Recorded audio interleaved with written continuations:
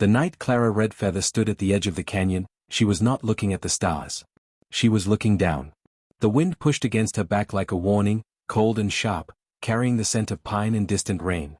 Her boots were cracked at the soles. Her coat had a hole in the left elbow. And inside her chest, where something warm used to live, there was nothing left but silence. She had driven 4 hours to get here. Not to see the canyon, she had seen it 100 times growing up. She had come because she was done. Done with the empty apartment. Done with the voicemail she never returned. Done with the face in the mirror that looked like her mother, the same dark eyes, the same hollow cheekbones, the same expression of someone waiting for pain that had already arrived. Clara was 31 years old. She had lost her job 6 months ago, her mother 8 months before that, and her will to keep going somewhere in the quiet space between. She had no plan for tomorrow. She had no plan for the next hour. She only knew that the ground below was very far away, and that falling felt like the only honest thing left in her life. That is when she heard the horse. It was not the sound she expected.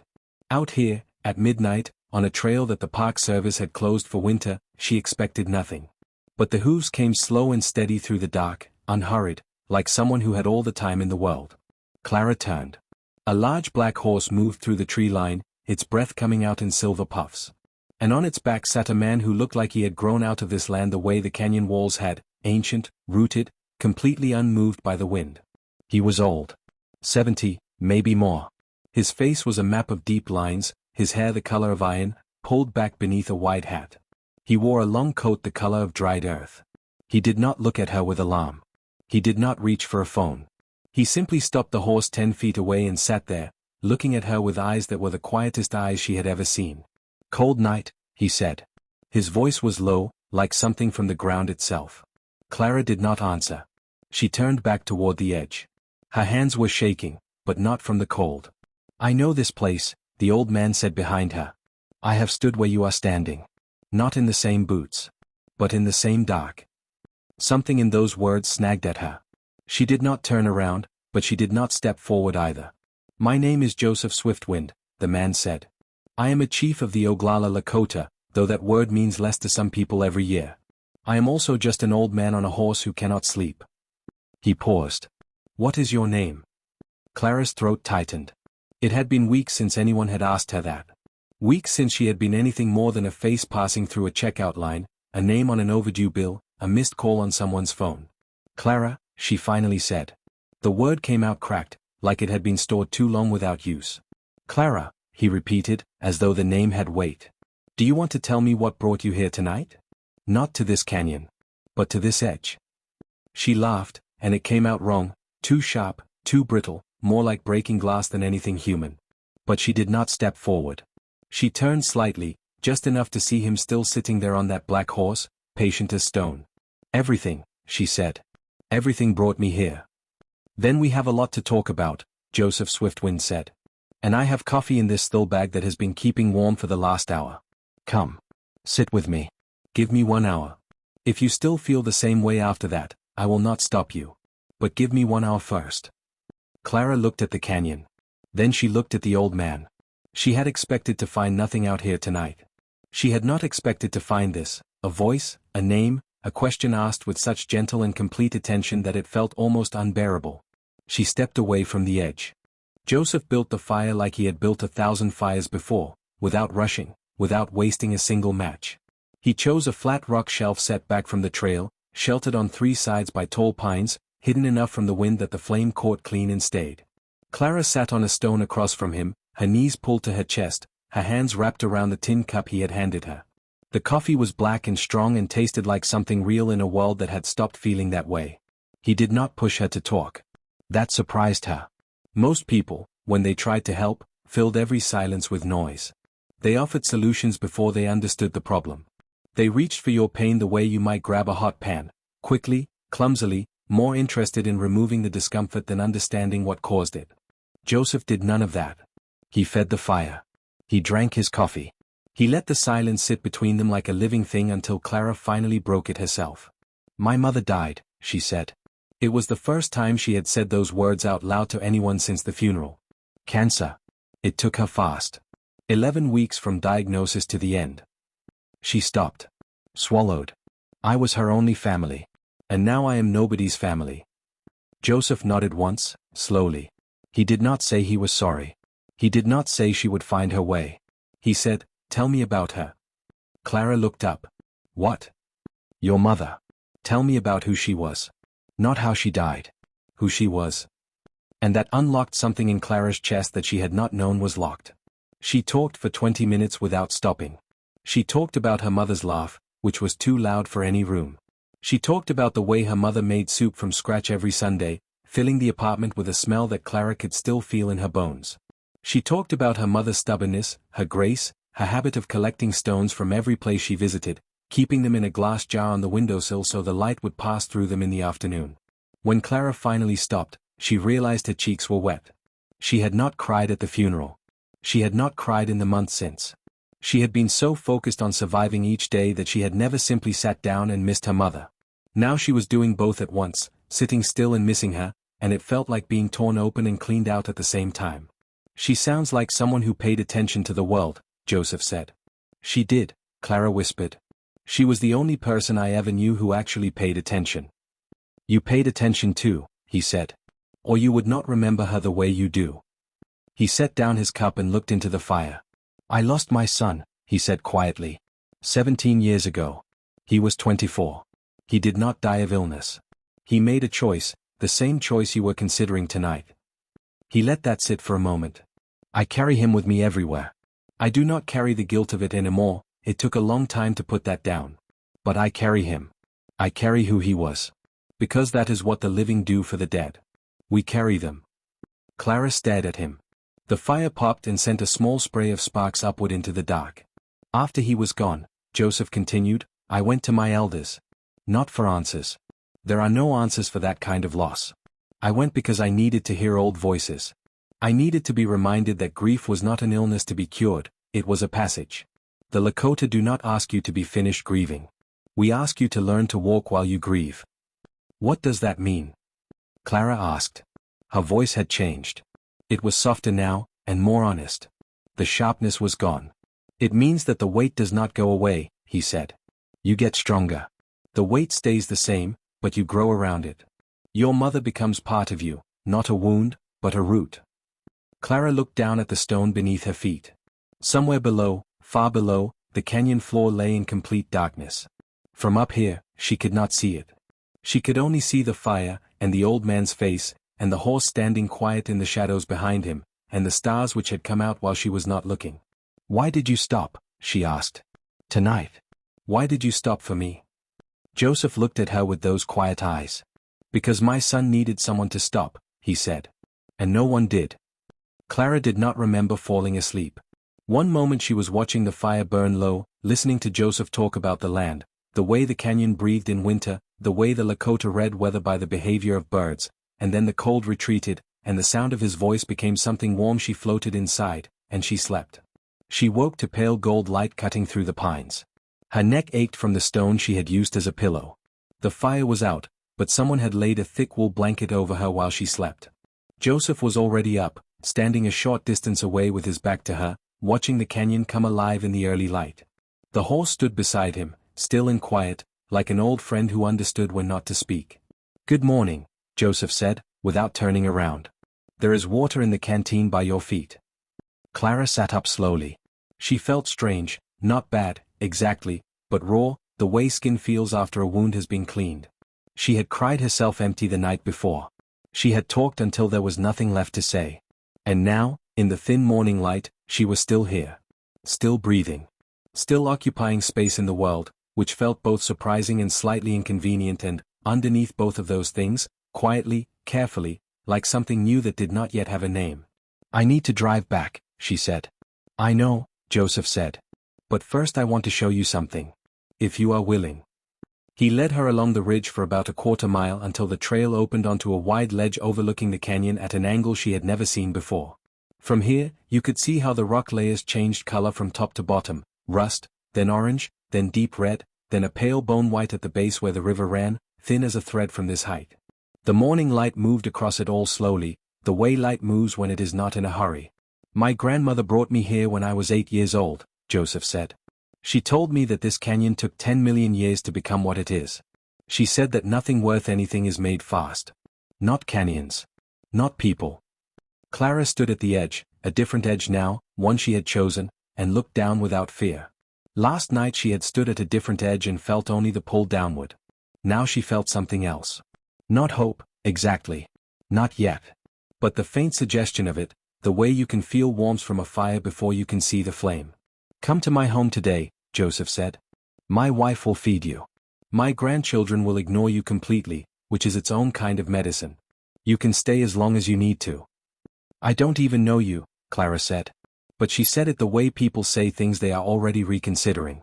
You know enough, he replied. She looked at him. He was already walking back toward the horse, moving with the unhurried steadiness that seemed to be his natural speed. She thought about the apartment she was going back to. The silence there. The unwashed dishes and the pile of mail she had been ignoring and the refrigerator that held exactly a half-empty bottle of soy sauce and someone else's leftovers. Okay, she said. She followed him. The reservation was 40 minutes south along roads that had clearly never been a priority for the county. Joseph's home was a low house the color of the surrounding earth, with a covered porch where strings of dried herbs hung swaying in the morning wind. 3 children were already outside despite the early hour, 2 boys and a girl, ranging in age from what Clara guessed was 5 to 12. They looked up at Clara with frank, assessing curiosity and then went back to whatever they had been doing, which appeared to involve a complex argument about a stick. Inside, the smell hit her first, wood smoke and something baking, sweet and warm. A woman in her late 60s stood at the stove with her back to the door. She turned when they entered. She was shorter than Clara had expected, with a round, open face and the same quiet eyes as Joseph, though hers held something more direct in them, more mischievous. This is my wife, Ruth, Joseph said. Ruth looked at Clara with a calm, complete gaze that lasted about 3 seconds and clearly told her everything she needed to know. Sit down, Ruth said. You look hungry and you look tired and you look like someone who has been carrying something very heavy for a long time. She turned back to the stove. I made fry bread. Clara sat down at the kitchen table. One of the boys wandered in, grabbed something from the counter, stared at Clara, and wandered back out. Clara almost smiled. She stayed 3 days. On the second morning, Ruth took Clara to visit an elder named Grandma B.A., who lived in a small house at the far end of the reservation road, surrounded by wind chimes made from old spoons and bones and pieces of colored glass. Grandma B.A. was 91 years old and moved through her home like water moves around stones, slowly, finding the path of least resistance, never forcing anything. She wore a yellow cardigan and braided her white hair and looked at Clara with eyes that had seen things Clara could not imagine. Ruth had told her only this: she does not need explanations. Just sit with her. So Clara Saturday. Grandma B.A. made tea from dried plants she kept in small cloth bags on a shelf, and she handed Clara a cup without asking if she wanted one. The tea tasted like earth and something faintly sweet, like sage carried on wind. For the first 20 minutes, Grandma B.A. did not speak at all. She sat in her rocking chair and looked out the window at the prairie, where the dry grass moved in long waves. The wind chimes rang softly outside. Clara felt her mind slow down, the way a river slows when it meets a wide, flat place. Then Grandma B.A. said, Tell me what you are afraid of. Not what happened to you. Not why you are sad. What are you afraid of? Clara thought about it seriously. She had expected to say death, which would have been ironic given the night on the canyon. But when she sat with the question, what came up was different. I am afraid of being forgotten, she said. I am afraid that when I die, there will be no one left who knew who I really was. That I will disappear completely. Grandma B.A. nodded slowly. She had clearly heard versions of this before. The Lakota believe that a person dies 3 deaths, she said. The first is when the body stops. The second is when the body is put in the ground. The third is the last time someone speaks your name. She paused. Your mother has not had her 3rd death yet. You are speaking her name. You are still speaking her into the world. Clara felt something move in her chest. But what about me? She asked. Who will speak my name? That is the wrong question, the old woman said, not unkindly. The right question is, who will you speak for? Who will you carry? Because a life that carries others forward, that life does not disappear. It continues in the ones who were carried. That afternoon, Joseph took her to meet the tribal council, not formally, not as anything significant, he was just visiting and brought her along. She sat at the back of a warm room while older men and women talked in a mix of English and Lakota about water rights and school programs and a youth center that needed a new roof. She understood about half of what was said and none of the bureaucratic complexity. But she watched the faces of the people in that room, the way they argued and listened and circled back to the same core idea again and again. What do we owe the ones who come after us? On the drive back, she asked Joseph about his life before he became who he was now. He told her he had spent his 30s lost, off the reservation, drinking, cutting himself off from everything his grandmother had taught him. He had been rebuilt slowly, over years, by the patience of people who refused to give up on him even when he gave up on himself. "You did not save me last night," Clara said. She said it carefully, not as an accusation but as an honest observation. "I don't think I can be saved that easily." "No," Joseph agreed. "I did not save you. I only stopped you from making a permanent decision on a temporary night. The rest of it, that is your work. That will take time." "What if I can't do it?" He glanced at her sideways. "You already are doing it. You are in this car. You had breakfast this morning. You sat with Grandma Bea and answered her question honestly. That is not nothing. That is the beginning." That evening, the youngest of the grandchildren, the girl, whose name was Maya, climbed up onto the couch beside Clara without warning and handed her a drawing she had made. It was a picture of a woman with dark hair standing next to a very large horse under a sky full of enormous yellow stars. Clara looked at the picture for a long time. "Is this me?" she asked. Maya nodded very seriously. "You were lost," she said. "But Grandpa found you." Clara folded the drawing carefully and put it in her coat pocket, next to her heart. Clara left on the 4th morning. Ruth packed food she did not ask for and would not let Clara refuse. Joseph stood on the porch and watched her put her bag in the car. The sky was enormous and pale blue, the kind of sky that makes the world look newly washed and possible. The 3 grandchildren watched from the yard. Maya had her hands in her pockets and her expression was very serious, as if she understood the gravity of departures. Clara walked back to the porch and stood in front of Joseph. She did not know how to say what she needed to say. She had spent 4 days receiving something she could not name, not charity, not pity, not even kindness exactly, but something older and more structural than kindness. Something that felt like being held inside a story that was larger than her own. "I don't know how to thank you," she said. "Don't thank me," Joseph said. "Just live. That is all I am asking. Just live, and pay attention, and one day, maybe soon, maybe in 10 years, you will find yourself on the side of the road next to someone who is standing at their own edge. And you will stop. Because you will know what it means when someone stops."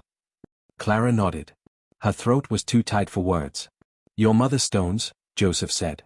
She had told him about them the first night, the jar of collected stones on the windowsill. "Go home and find that jar. Put it somewhere you can see it every morning. Let it remind you that she was here.